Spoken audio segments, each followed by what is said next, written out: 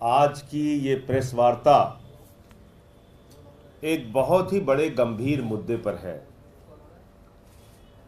एक ऐसा गंभीर मुद्दा जिस पर आपकी आंखें खुल जाएंगी। एक ऐसा गंभीर मुद्दा कि किस तरह से देश की जांच एजेंसियां राजनीतिक हथियार बन रही हैं, किस तरह से देश की जांच एजेंसियां देश की सुप्रीम कोर्ट को गुमराह कर रही हैं। किसी और अदालत की बात मैं नहीं कर रहा हूं।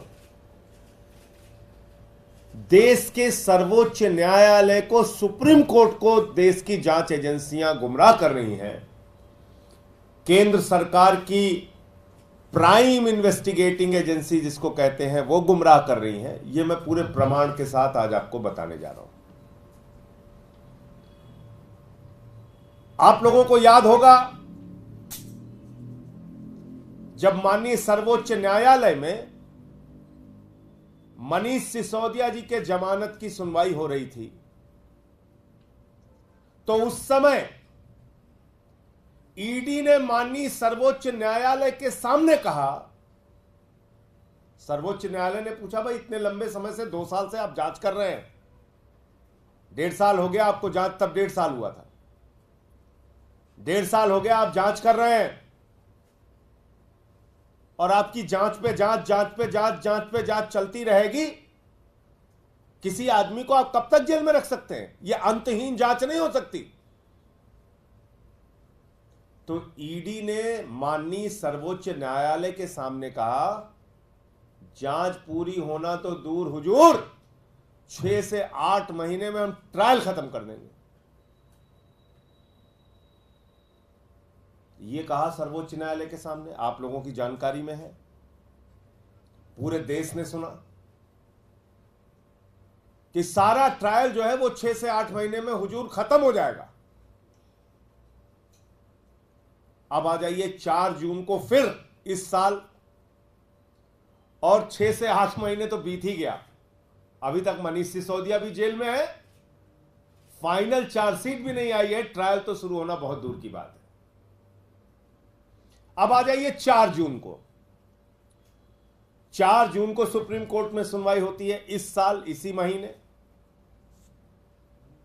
अब 4 जून को सीबीआई ने माननीय सर्वोच्च न्यायालय के सामने कहा, किसी और अदालत के सामने नहीं, देश की सबसे बड़ी अदालत माननीय सर्वोच्च न्यायालय सुप्रीम कोर्ट के सामने कहा, जब सुप्रीम कोर्ट ने कहा भाई कब तक आप जांच चलाएंगे, 2 साल हो गया,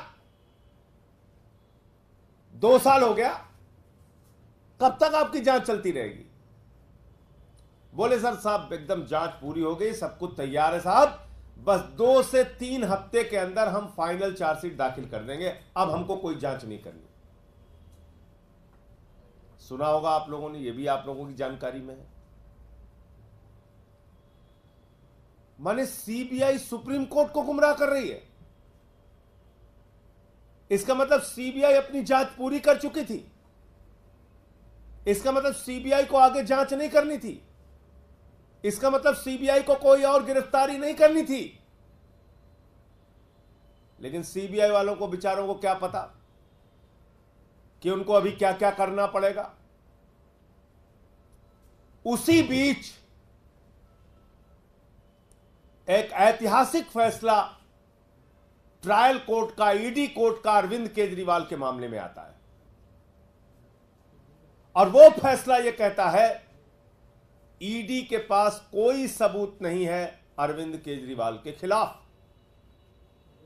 ईडी दुर्भावना से काम कर रही है अरविंद केजरीवाल के खिलाफ। ईडी के पास कोई मनी ट्रेल नहीं है, कोई सबूत नहीं है, एक पैसे की बरामदगी नहीं है, और इसलिए अरविंद केजरीवाल निर्दोष हैं। ये ईडी कोर्ट ने, ट्रायल कोर्ट ने, माननीय न्याय बिंदु जी की जज की कोर्ट ने ये फैसला दिया, और उसी बीच ईडी के लोग गैर संवैधानिक तरीके से, गैर कानूनी तरीके से, बगैर आदेश की कॉपी लिए हाईकोर्ट पहुंच जाते हैं और उस जमानत पर स्टे ले लेते हैं। अब केंद्र सरकार को लगा कि अरे ये तो केजरीवाल बाहर निकल जाएंगे। जिस सीबीआई ने कहा जांच पूरी हो गई है, 2 से 3 हफ्ते में फाइनल चार्जशीट दाखिल हो जाएगी, उसको केंद्र सरकार ने कहा, बीजेपी की सरकार ने कहा, मोदी की सरकार ने कहा जाओ तुरंत अरविंद केजरीवाल पे नया मुकदमा लिखो और उनको गिरफ्तार करो। जांच एजेंसियों का कितना खुला दुरुपयोग हो रहा है, इससे बड़ा कोई उदाहरण नहीं मिल सकता। तुरंत पहुंच गई सीबीआई जेल, 3 घंटे तक वहां पूछताछ किया, दूसरे दिन कोर्ट में हाजिर करा लिया,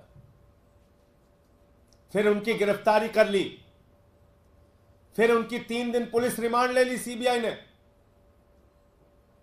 और 3 दिन के बाद आके कह दिया साहब अब जांच नहीं करनी, इनको जुडिशियल कस्टडी में भेज दीजिए। आपने मजाक बना रखा है न्यायालयों का, मजाक बना रखा है कानून व्यवस्था का, मजाक बना रखा है इस देश के संविधान का। एक मुख्यमंत्री जिसको आपने 2 साल तक गिरफ्तार नहीं किया, कोई सबूत नहीं थे आपके पास, लाखों पन्ने आपने छिपा के रखे हुए हैं ईडी सीबीआई ने, और अचानक आपको लगा कि अरे ये तो बाहर निकल जाएंगे, सुप्रीम कोर्ट से भी ट्रायल कोर्ट की जमानत पर मोहर लग जाएगी, उससे पहले आपने फर्जी मुकदमा लिखा, उनको गिरफ्तार कर लिया। किसके इशारे पे? मेरा सीधा आरोप है केंद्र सरकार के इशारे पे, भारतीय जनता पार्टी के इशारे पे, प्रधानमंत्री नरेंद्र मोदी के इशारे पे। आपने एक लाखों पन्ने की तो चार्जशीट दाखिल कर रखी है अलग अलग मामलों में, लाखों पन्ने आपने छिपा रखे हैं, आपकी जांच अंतहीन तरीके से चल रही है,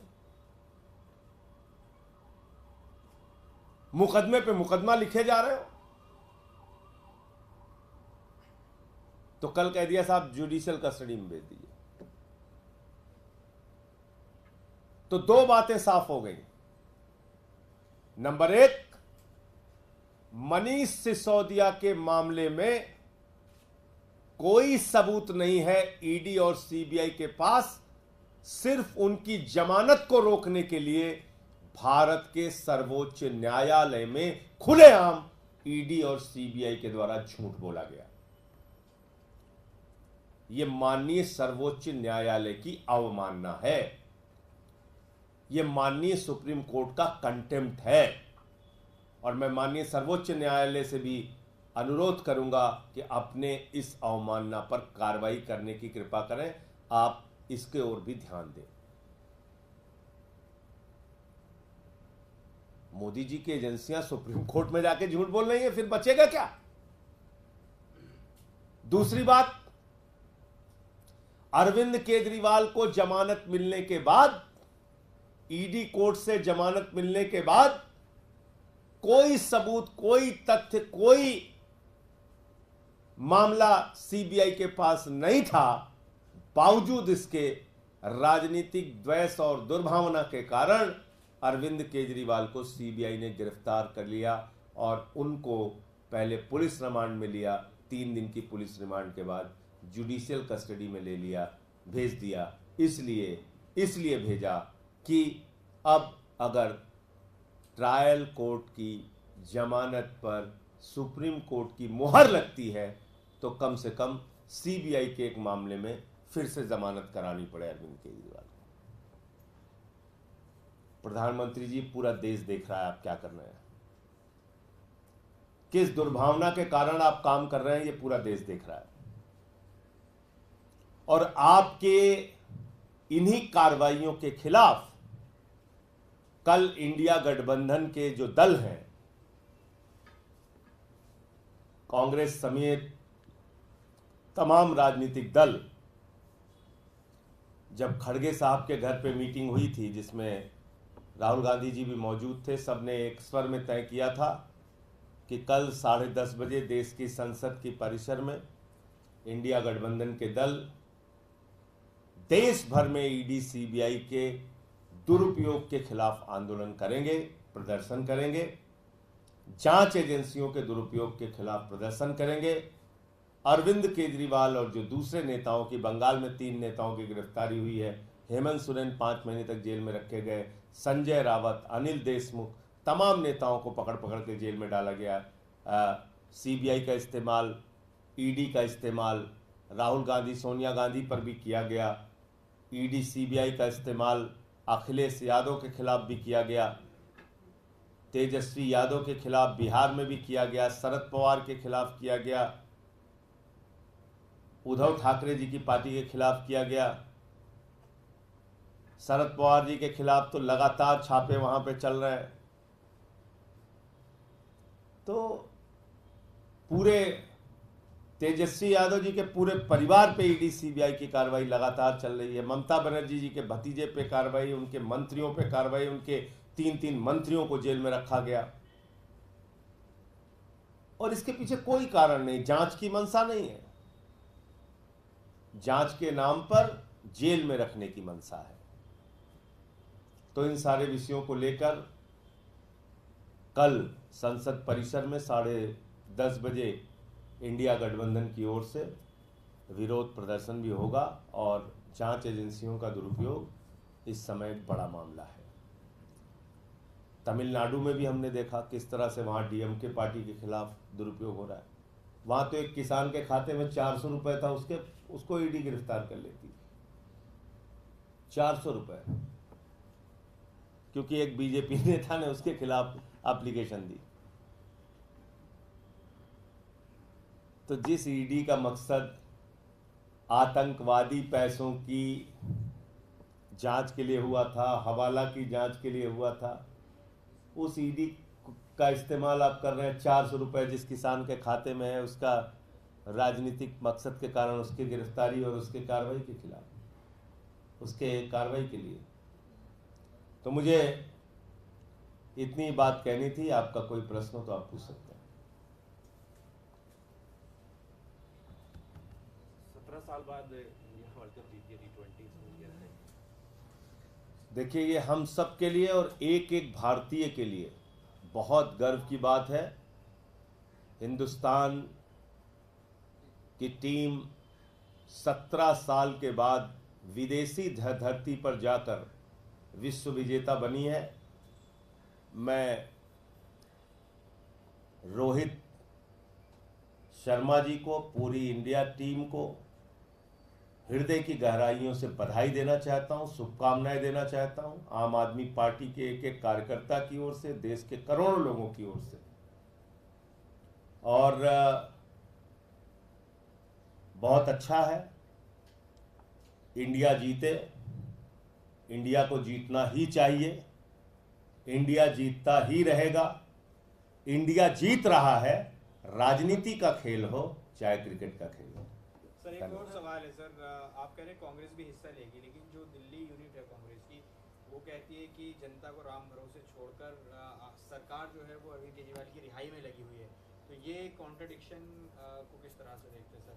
देखिए, ऐसा है कि जो मैंने आपको वो जानकारी दी जो इंडिया गठबंधन की मीटिंग में खड़गे साहब के यहाँ तय हुआ था, तो अगर अपने राष्ट्रीय नेतृत्व के विपरीत कोई राय अगर उनकी राज्य इकाई रख रही है तो इस पर जवाब उनके राष्ट्रीय नेतृत्व के लोग देंगे, मैं क्यों बोलूँगा। अगर राहुल गांधी जी की राय के खिलाफ, खड़गे जी की राय के खिलाफ किसी राज्य इकाई की राय है, वो चाहे दिल्ली की हो या किसी राज्य इकाई की हो, कोई फैसला अगर सामूहिक रूप से इंडिया गठबंधन की बैठक में लिया गया है तो उसके विपरीत जाकर राज्य इकाई दिल्ली की क्या कह रही है, इस पे उनके राष्ट्रीय नेतृत्व को जवाब देना चाहिए। संजय जी, पानी भरने का जो बार-बार मामला है वो सामने आता है, दिल्ली में भी इस तरीके की स्थिति हो जाती है, कल भी इस तरीके से देखा गया कि थोड़ी बारिश के बाद। देखिए, दिल्ली में जहां जहां जल भरा हो रहा है वहां हम कार्रवाई भी कर रहे हैं बहुत तेजी के साथ, और आपने देखा होगा स्थितियां काफी बेहतर हुई हैं। और ब्लेम गेम में पड़ेंगे तो आपको मुझे बताना पड़ेगा कि एनडीएमसी का एरिया शांति पथ, वहां पे नाव चल सकती थी, इतना पानी भर गया। आपको मुझे बताना पड़ेगा कि राम गोपाल यादव जी जो समाजवादी पार्टी के राष्ट्रीय महासचिव हैं, वो अपने सहयोगियों के सहयोग से बाहर निकाले गए घर से इतना पानी उनके घर में भर गया था। ये सब एनडीएमसी एरिया में आता है। चलिए उसका ब्लेम गेम नहीं करते हैं, छोड़ देते हैं ये सब चीजें। जहां हमारी जिम्मेदारी हम काम करेंगे। लेकिन आप क्या कर रहे हैं? भारत के प्रधानमंत्री जिस चीज का उद्घाटन करते हैं वो गिर जा रहा है। मेरठ के सड़क का उद्घाटन किया, वहां गड्ढा हो गया। बुंदेलखंड के एक्सप्रेसवे का उद्घाटन किया, वहां गड्ढा हो गया। बिहार में पुल का उद्घाटन किया, वो टूट के गिर गया। जबलपुर का टर्मिनल गिर गया, दिल्ली का टर्मिनल गिर गया, उसमें लोगों की जान चली गई। क्या हो रहा है इस देश के अंदर? राजकोट गुजरात का टर्मिनल गिर गया, अटल सेतु टूट गया। इसके लिए हम जिम्मेदार हैं। प्रभु श्री राम की नगरी अयोध्या, आप जाके देखिए हालत वहां पे। पहले तो आपने हजारों घर तोड़ डाले लोगों के, उसके ऊपर बुलडोजर चला दिया, उनकी गरीबी पे बुलडोजर चलाया, उनकी दुकानों पर बुलडोजर चलाया, उनके मकानों पर बुलडोजर चलाया, मंदिरों पर बुलडोजर चलाया। आप तानाशाही से इस देश को चलाना चाहते हैं। आपने प्रभु श्री राम की नगरी को तहस नहस कर दिया। 30,000 करोड़ रुपए विकास के नाम पे आपने वहां पे खर्चा किया। क्या हुआ पहली बारिश के अंदर? क्या हुआ पहली बारिश के अंदर? आप सब कुछ तो छोड़ दीजिए, प्रभु श्री राम के गर्भगृह में पानी गिर रहा था और प्रभु श्री राम के मंदिर के मुख्य पुजारी ने इस पे अपनी आपत्ति जाहिर की। और मैं कौन शख्स हूं? पहला वो व्यक्ति जिसने देश के अंदर चंदा चोरी का मुद्दा उठाया था। मैंने अयोध्या की कोतवाली में तहरीर दी थी एफआईआर के लिए कि प्रभु श्री राम के मंदिर में चंदा चोरी हो रही है, भ्रष्टाचार हो रहा है, उठाकर देख लीजिएगा। मैंने कहा था कि यहां भ्रष्टाचार हो रहा है, कम से कम भगवान श्री राम को तो छोड़ दो। लेकिन वही बड़ी बड़ी बातें, देश को आपने गुमराह किया। राम को हम लेके आए हैं, हमको लेके आओ, हम भगवान हैं, हम नॉन बायोलॉजिकल हैं, हम अवतार हैं, हम परमात्मा हैं। तो आप इंसान को तो बेवकूफ बना सकते हैं प्रधानमंत्री जी, भगवान को आप मूर्ख नहीं बना सकते। भगवान ने आपके साथ न्याय कर दिया। अयोध्या में आप लोगों ने राम मंदिर में भ्रष्टाचार किया, राम मंदिर के नाम पे चंदा चोरी की। अयोध्या आपको भगवान श्री राम ने हरा दिया। सीतापुर हरा दिया, रामपुर हरा दिया, श्रावस्ती हरा दिया, प्रयागराज हरा दिया, सुल्तानपुर हरा दिया, प्रतापगढ़ हरा दिया, कौशाम्बी हरा दिया, चित्रकूट हरा दिया। जहां जहां से प्रभु श्री राम होकर गुजरे हैं, राम पथ गमन मार्ग, सब जगह बीजेपी का सफाया हो गया। आप लोग भगवान को भी नहीं बख्श रहे। तो पूरे देश में जहां भाजपा है वहां भ्रष्टाचार है,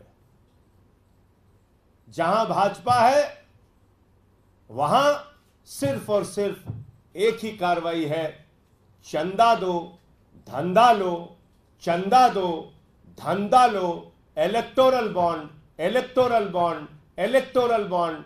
टर्मिनल गिर जाए कोई नई बात नहीं, हमको इलेक्टोरल बॉन्ड दो। सड़कें टूट जाए कोई बात नहीं, इलेक्टोरल बॉन्ड बीजेपी को दो। पुल गिर जाए, 150 जान चली जाए, चाहे 1,500 जान चली जाए, चाहे मोरबी का पुल गिर जाए, चाहे बिहार का पुल गिर जाए, चंदा दो, धंधा लो, चंदा दो, धंधा लो।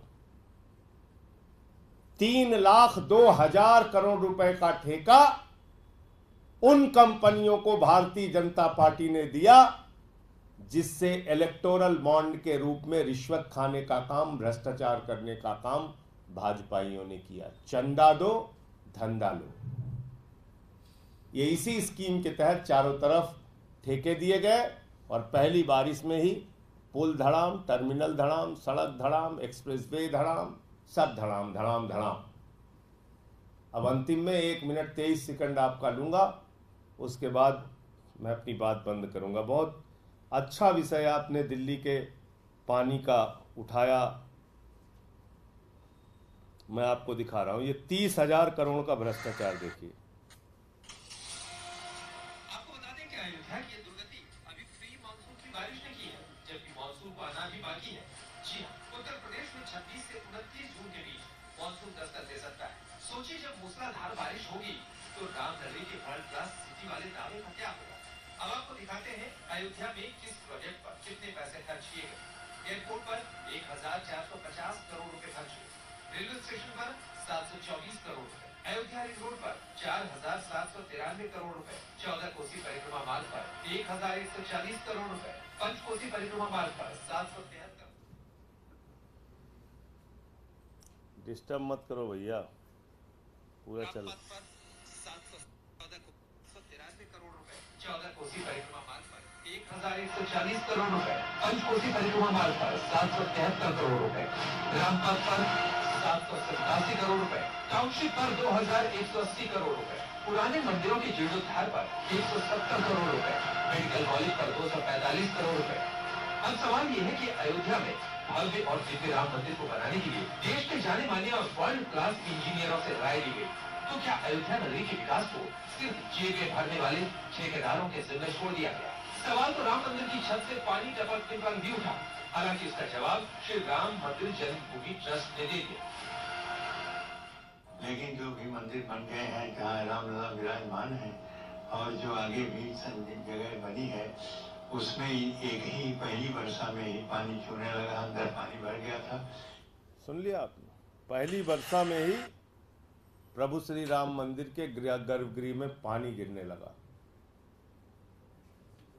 तो भाजपाइयों से पूछिए इतना भ्रष्टाचार क्यों करते हैं? भगवान के नाम पे भ्रष्टाचार नहीं चलेगा, नहीं चलेगा।